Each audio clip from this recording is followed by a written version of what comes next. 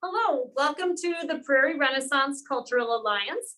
Tonight we have Don Sherman here, an artist from Ortonville, Minnesota. And Don is a paper maker. Don likes to explore, and I'm very excited to introduce you to him. He has a Bachelor of Arts degree from the University of Minnesota-Morris, and we're excited to have him return to Morris with this exhibit.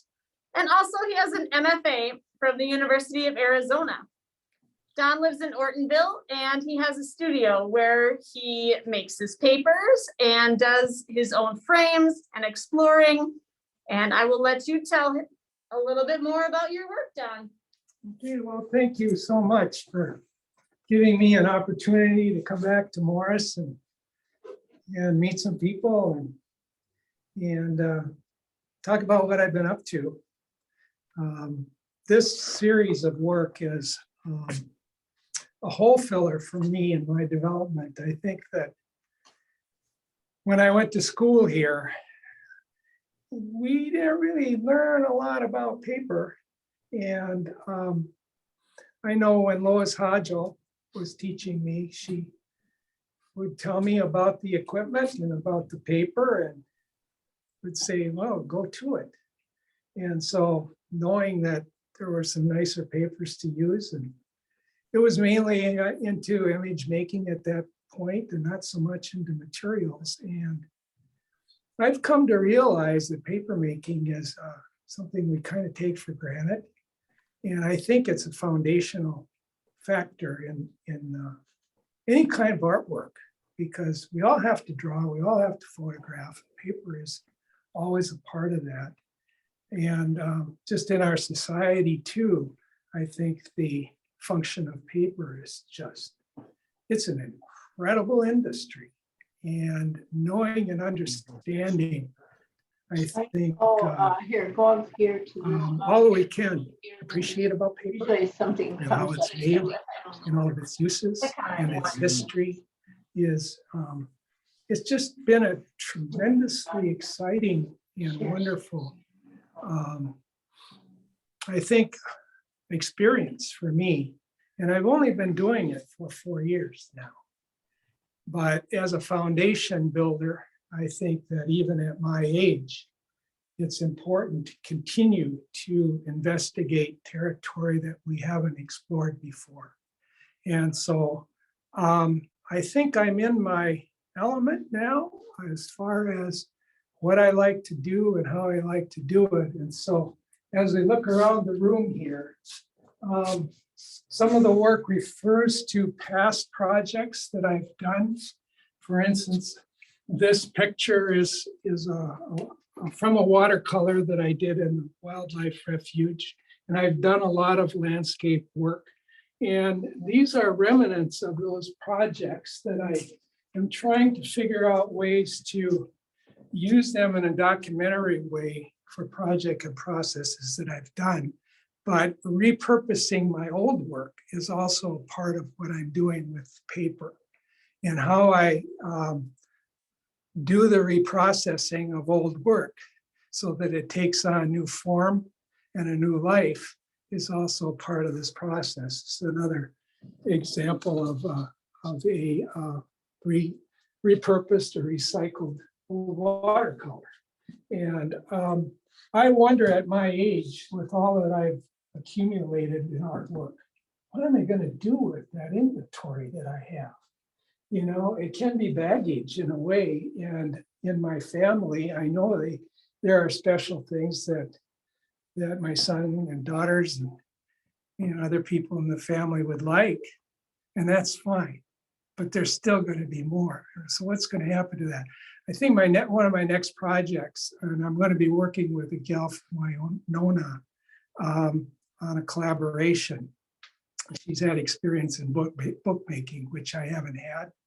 And so images that I've done from different series of things from when I was a little kid all the way until now, I want to put into a book form. And that would be a way to pass on my little bit of legacy, the work that I've been doing. So this is moving in that direction. But in the meantime, I'm finding out all that I can about different ways to use the paper that I make. And for instance, this little one here is called the Blue Angel. And if the light hits it right, it's in relief. And that's a mold formed image. And so paper molding, there's another couple of them over here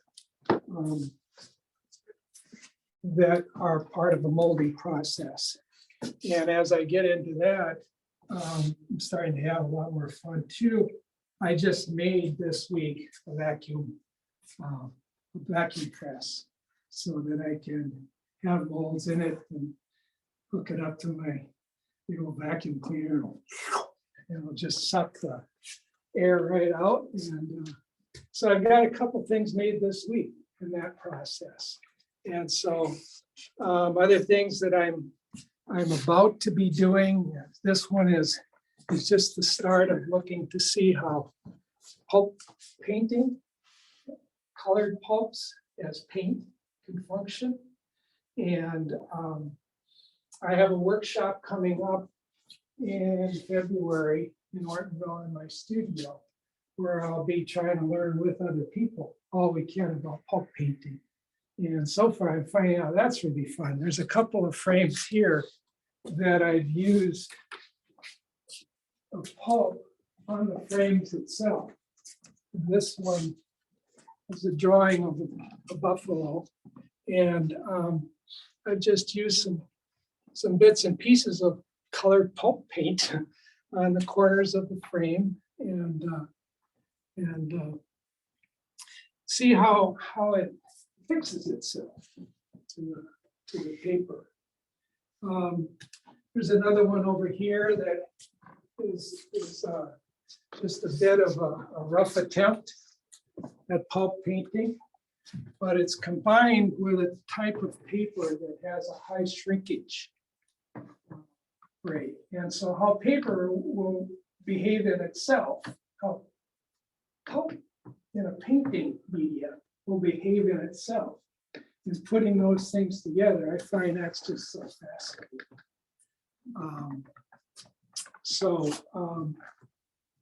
Collage work is a really fascinating thing for me to do too.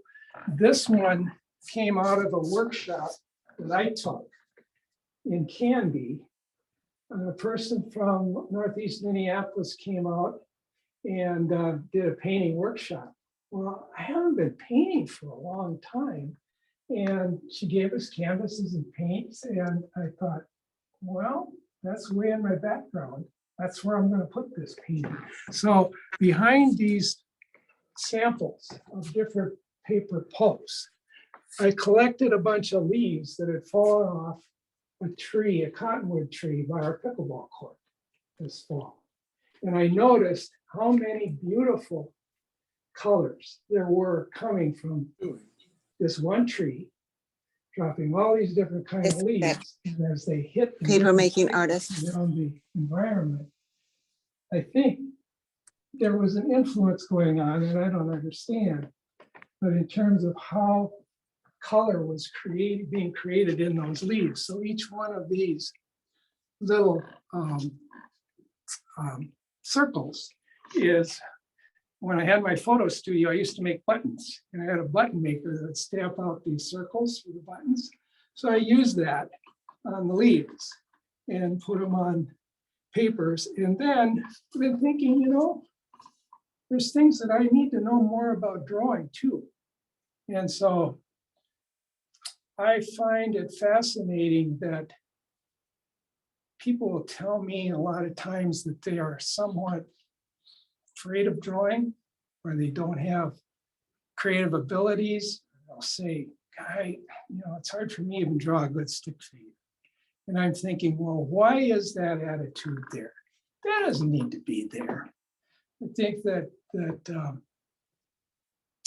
maybe if we just start looking at handwriting, isn't that a place where a person really begins to draw because they're making marks on a piece of paper that are communicating with line an idea? And handwriting is actually a form of drawing. And so what I did here was to get this idea generated, is that I simply made all kinds of marks that seemed relative to me in terms of form and a feeling around these circles. And I found out, man, mark making is really, really fun. You don't need to draw realistically to be a good drawer. You just need to know how to have some fun with it. So that's kind of the story of that piece. What else? What else should I talk about? So Don, I have a question. You're an educator, you're a teacher, but you're also definitely a student. So what I'm hearing you say is that you are having lots of fun with the process and you are learning as you go, and then you're teaching others, and then you're learning more things, maybe even from the people you're teaching through the process. So I'm wondering if you can talk a little bit about your teaching and student kind of relationships. I think by bringing up the fact that paper making is a foundational thing, Mhm. where you start with mark making is a foundational thing. And, you know, it's like as we understand who we are and what we have built into us, there's got to be a creative gene in everyone.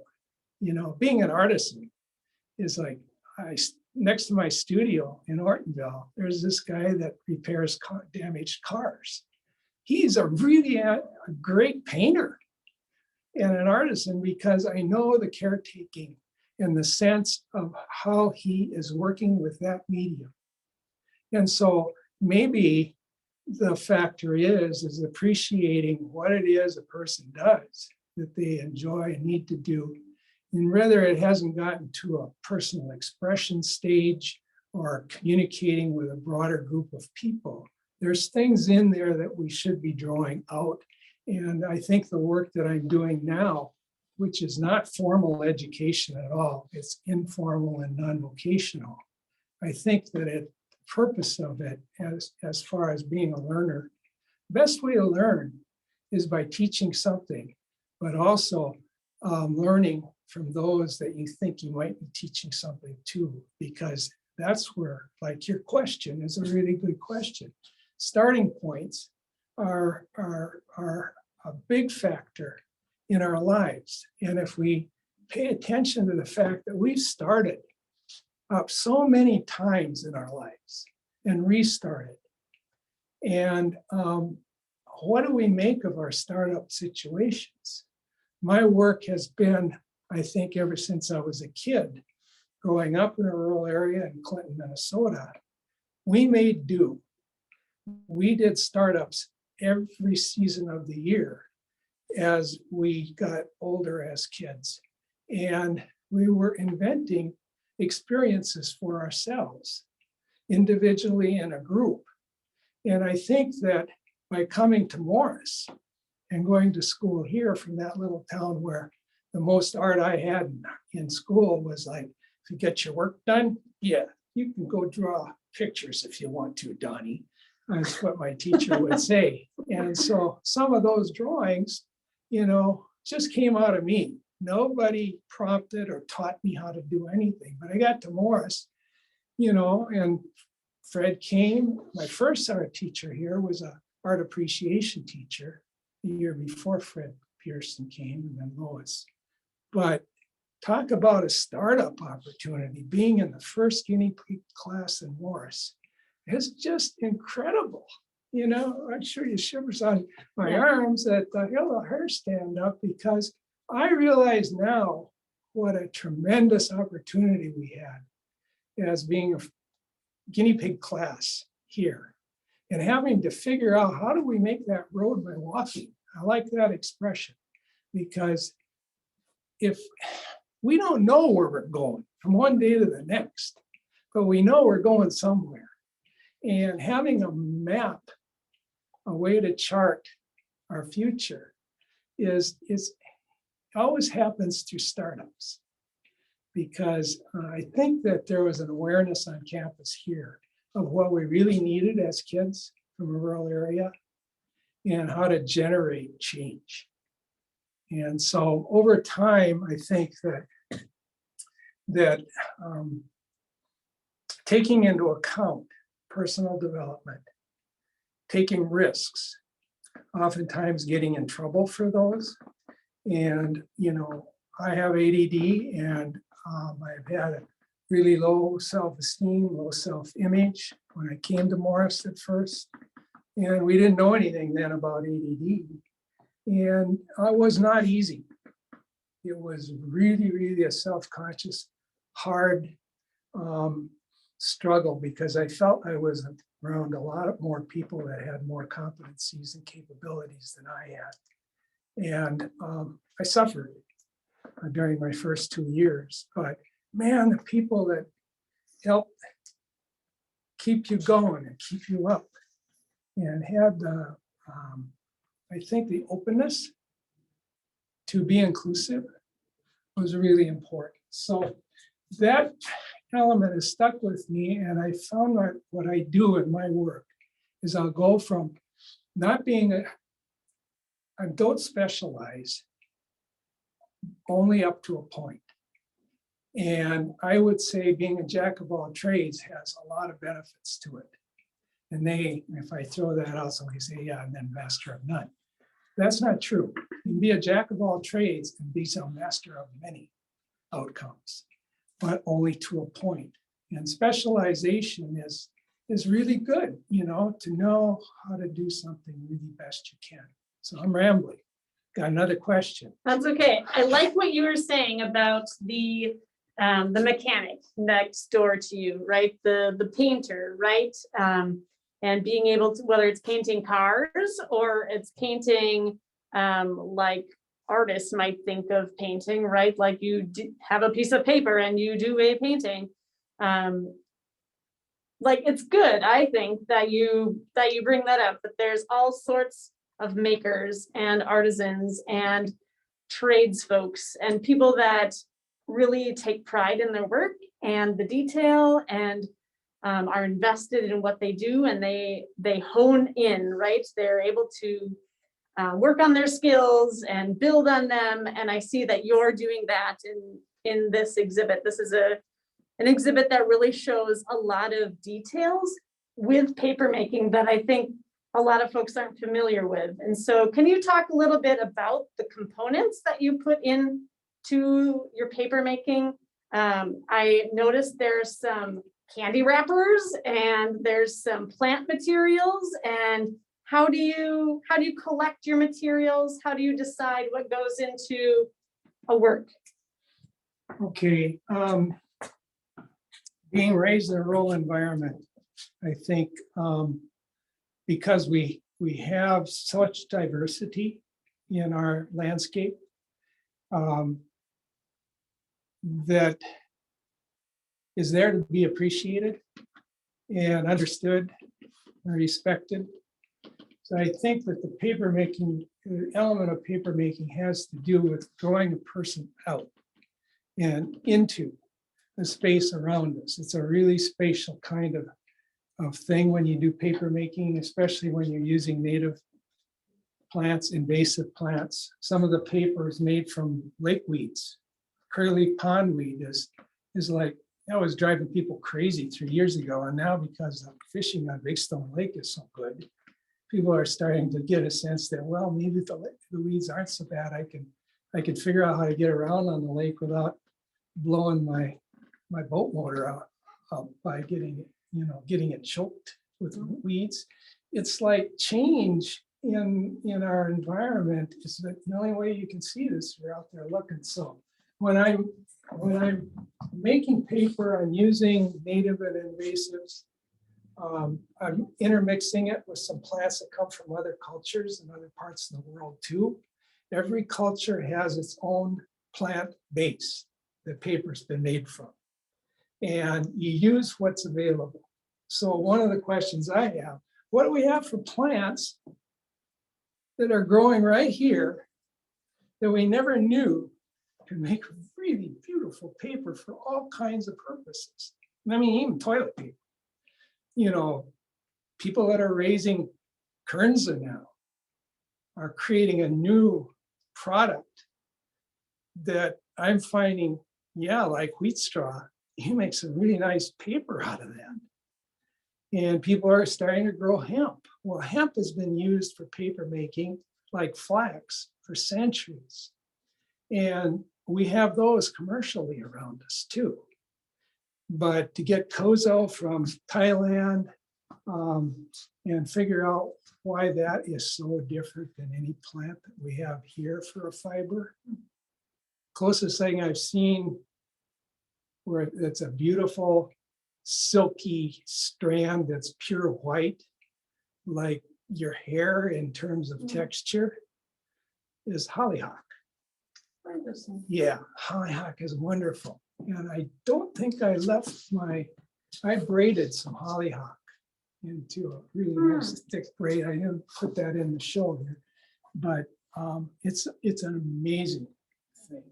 And so garden stuff, what do we have around here that we're really not understood in terms of what it's here for and what good it is. So, this paper here is made from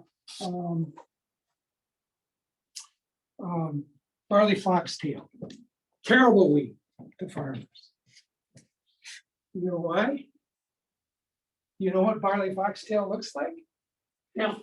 It's really a low growing kind of grassy thing that has a plume.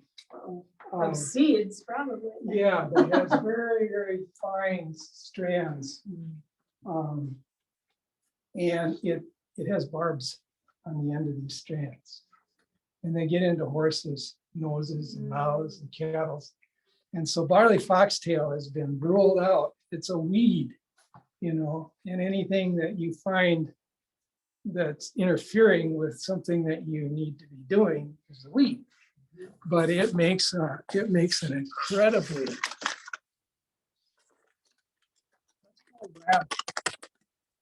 paper has sound. You can make music with paper too. One gal in Glenwood is a drummer. We talked about making a drum head out of paper. Would that be possible? I think so. So, but it's fun in that regard. This fiber in here is made from Phragmite, and it's coarse. It's really woody. There's strands in here of fish line. There's a bit of candy wrapper, and collaging that came from a little exercise that our Arts Council did by going out to the wildlife refuge and picking up debris around where people fish at the dam. And so we cleaned the place up, but I brought some things home just as incorporators. And I think it's a talking point because, who's paying enough attention to environmental mess ups and that sort of thing. Strands on this are also made from the fishing line and some other things that I picked up on site. God, there's a lot to talk about, isn't there? Yeah, there is. I'm wondering if you can tell us about Dory. This says Dory in care. Can you tell us the story of Dory? Okay, I'm recycling an old idea there too, but I used to go to the nursing home and I do work with people there, where I'd sit down and try to see if they had a story. What's the most powerful thing that happened in your life? What do you remember that you're going to want to remember forever that was so good? And they'd start telling me stories. Well, Dory had a flower shop, and there's a little flower right in here. And she's in the nursing home, and I sat with her. I did a drawing, and it was a wonderful time just to spend together and make something together. And so I decided, though, that now that she's gone, she passed away, that there's a spectrum in terms of how we regard things that are around us that are beautiful and that are noxious. There are things that I think make problems for people And one of the things Dory and I talked about were problems that people make for each other. That was a wonderful conversation. So what I have here around are seeds from Japanese knotweed, which is a terrible invasive. It sends out roots that go into foundations of buildings, and it can drive itself in there and expand and bust up foundations like you wouldn't believe. Yeah, Jenny. Could you talk just a little bit about how you go from the plant to the paper and how the characteristics of the plant show up in the paper? Sure. Let's see, this is probably a good one to talk about here too. This is garlic paper. And a garlic grower will use the bulbs, but not the leaves. And so the leaves get discarded or burned or plowed back into the ground. So with this paper, it's made by cutting those crispy little leaves. The leaves sound like that. They're just about like this. But chop it up, cook it it varies. Each plant, I think, requires a different cooking time after it's been soaked. And I put a little sodium hydroxide in with it. And what that does is it knocks out the lignin. There's going to be lignin in just about every plant fiber, every plant material. And it cleans it up and makes it archival. So after it's cooked, then it's washed and washed and washed so that it's neutral pH. That makes it archival. The next step then is to either run it through a blender. I mean, lots of people just make paper right at home with their blenders. They don't use that same blender for their food preparation, but they'll do that. And once it's blended, then it becomes pulp. And then the other thing is that I use a Hollander beater. My beater came from New Zealand. It was custom built by a guy that there, Mark Lander, is just does an incredibly great job of building these Hollander beaters. And what they do is that they macerate the fibers so that they become, you can do it so they're pretty coarse, or you can just break it down so it's really fine. Sometimes the finer the particle, the more it will shrink up. And if I mix some cotton, like old sheets, old linen, or linen, rags, and chop them up and put them in with, say, garlic, then we get something soft and something that isn't going to be shrinking. So the behavior there in the pulping process and the mixture and the recipes and the timing of it, how long you beat it, are all a factor. So after it's pulped, then what I do is I run it through a sausage maker, and it comes out, the water is pressed out, and I get this pud. It kind of looks like a catcher's mitt, but it's round and it's flat. And I put those in plastic bag and in the freezer. And during times like this in the winter, that's what I'm working with. So I have a freezer full of pulp that I'll use in these workshops and things like that. Does that kind of give you the picture of step by step? There is a video that Vicki Oakes, our EDA director in Ortonville, made during the meander of a walkthrough in my studio. And so there's a link to that on my website that so you could see what my studio looks like and see a little bit of things in operation.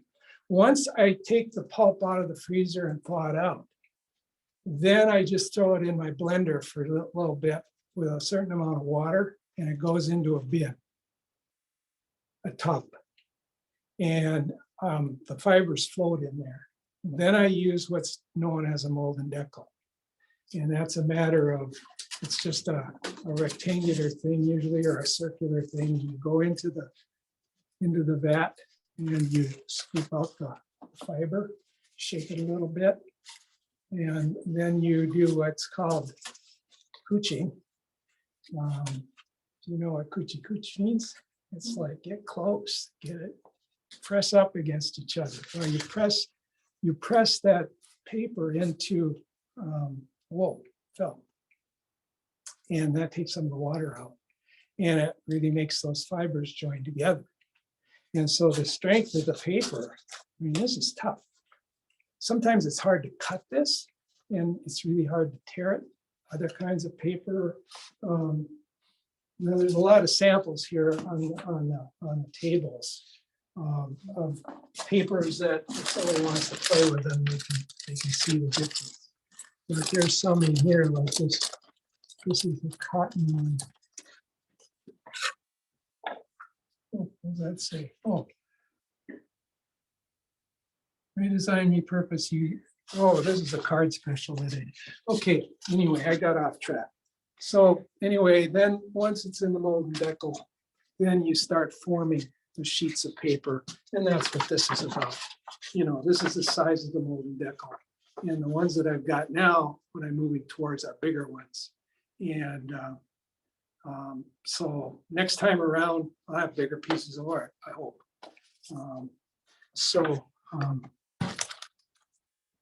That's about it as far as process steps. So Don, I'm picturing Wait a this. minute, just a minute. You have any questions coming in? That was the one that came in, Okay, so I haven't gotten your I like that. Now what? I'm picturing you with a giant spreadsheet, keeping track of this is what this nettle does, and this is what this does. Is it all in your head, or do you have some sort of flow chart or catalog of information? It's a really good question. NPR yesterday in the morning had a guy on there was talking about map making, map finding, wayfinding. And I think that the interesting part of this work is that you're going into territory.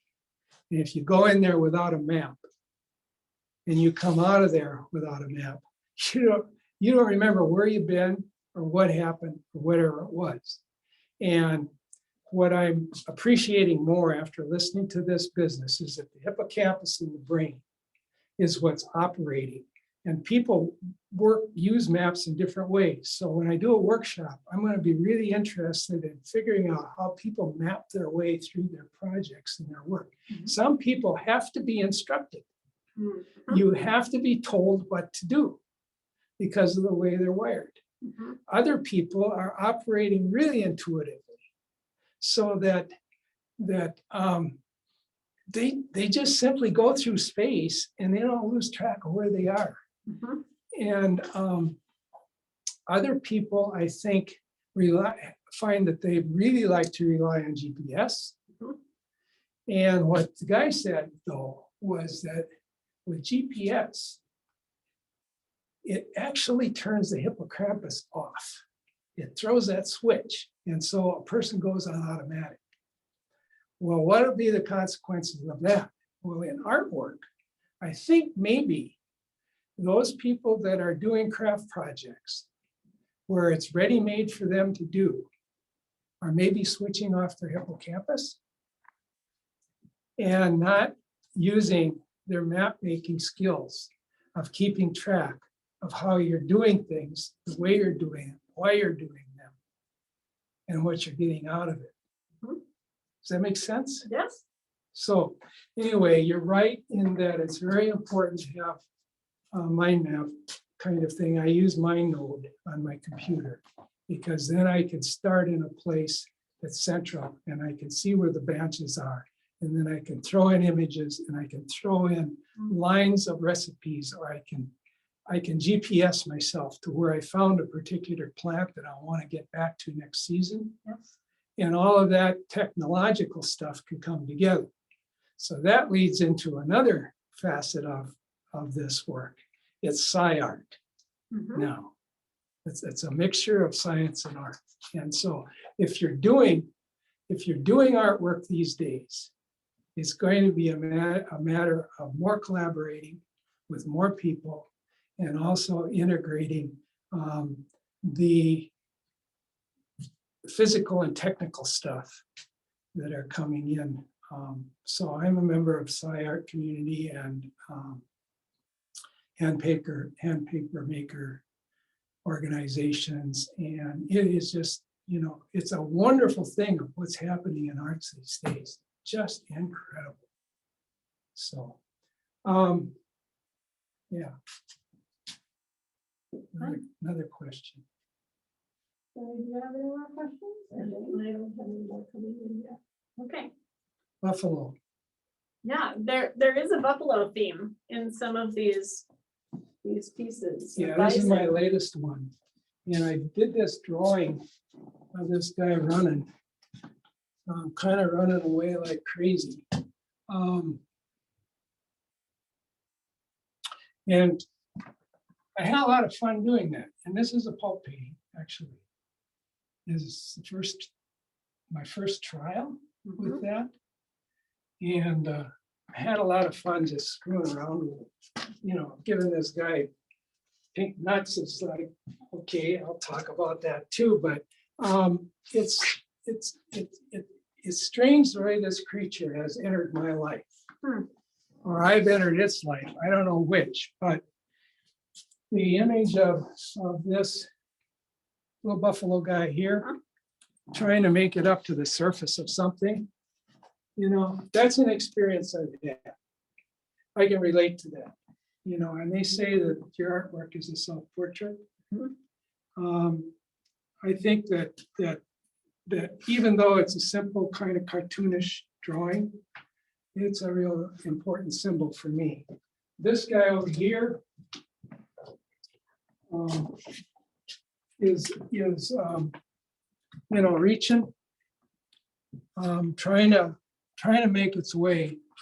And I went all over the internet looking for images of buffalo swimming from down below, either drawing or photograph, whatever I could find, and there's nothing. So I decided, what would that look like? And I let my imagination run. And I don't do that very often. But this is what I came up with by drawing that out of my own head.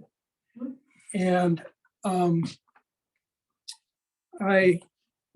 what's the word when you appropriate? I appropriated the bubbles out of my photograph. But combining a drawing and a photograph is part of this piece too. But the background of the buffalo actually has to do with the fact that the way I'm wired up with ADD is that sometimes my mind goes so fast that the things that I'm experiencing mentally pass right by me like a herd of buffalo. And sometimes they just go right off the cliff and I never see them again. And so how to slow that down, for me, our artwork is a real meditation. But the buffalo is a symbol for me to stop, slow down. And a Native American friend of mine 2 weeks ago told me, when I told him this story, he said, well, maybe there's another way to think about your buffaloes running off the cliff. Maybe it's like at Sichi Hollow, they're just moving up the hill in a nice, steady walk. He said, why don't you walk up the hill with your buffalo for a while? And I thought, okay, that sounds really good. So there's another buffalo over here, and this one is really styrated. And you know, some of this struggle stuff is just something I need to work out and keep a check on it. And this one up here is like the idea, okay, let's just cut this out. And it's a cut out buffalo. So, yeah, how are we doing on time? Given on 26:45. Yeah, well, that's good. Probably the only other thing is that in the corners, I have a installations of some of the dried up plants that I use, and a bit of the fiber. This actually is hollyhock fiber, and just, you know, as coarse as it is, you know how soft it is. Oh, yeah. Yeah, Oh, it's such long and it's fibers really too. absorbent. Interesting. Yeah, yeah, and this is milkweed, which makes a wonderful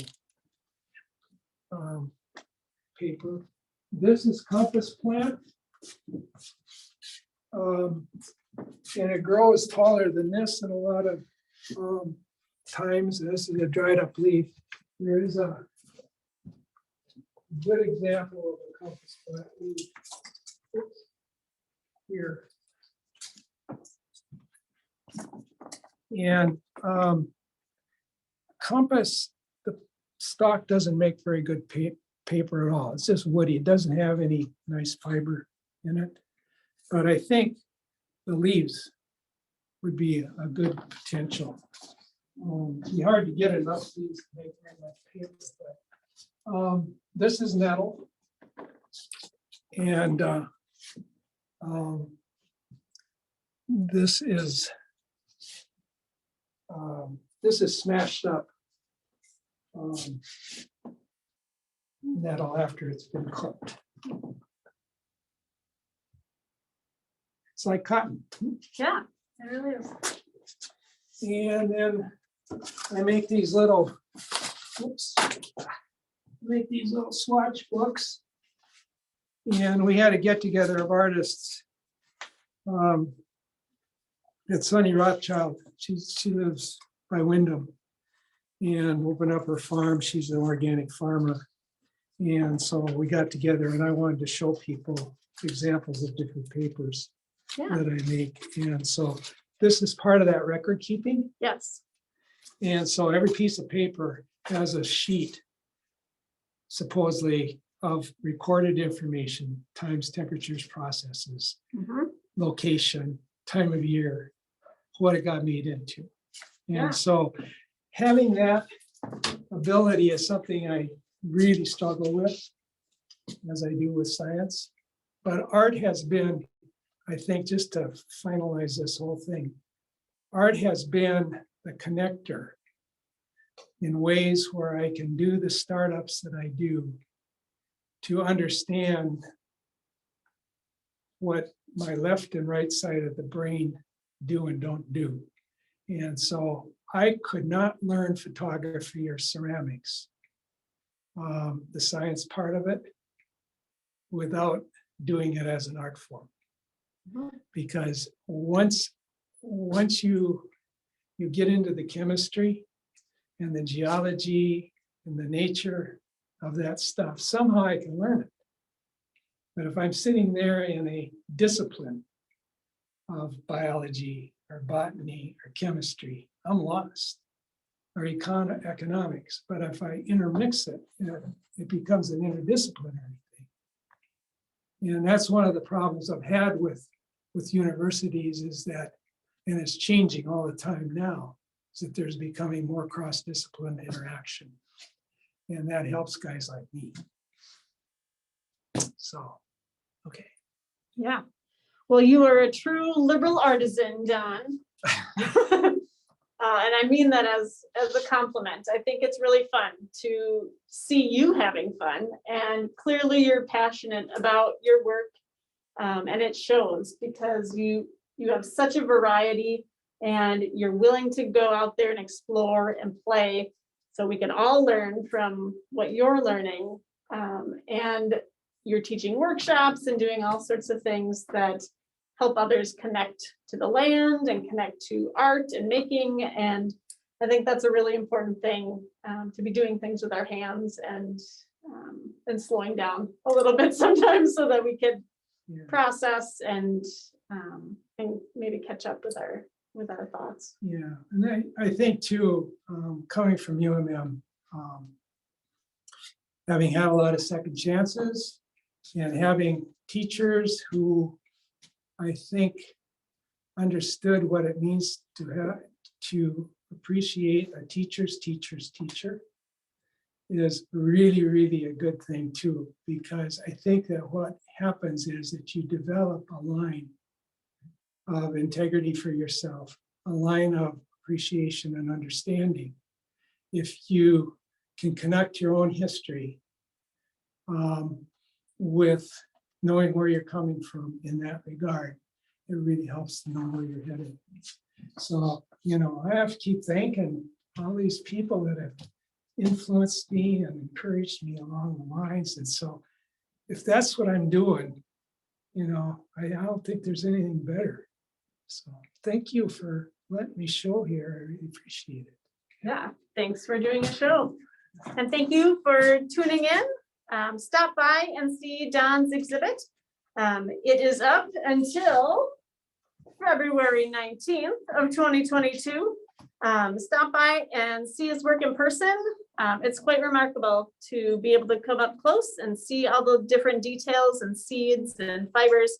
And stop by our gallery at 630 Atlantic Avenue in Morris, Minnesota.